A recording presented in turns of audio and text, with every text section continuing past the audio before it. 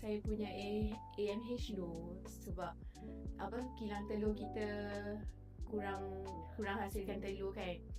Walaupun umur saya masih muda 30-an, tapi kurang, so sebab itulah mungkin susah nak conceive tu. Lepas tu atas nasihat doktor, lepas tu saya jumpa Sofia klinik, jumpa Dr. Syairan juga. Saya decide buat IVF lah. Macam mana journey buat IVF tu? Yang banyak mengambil masa.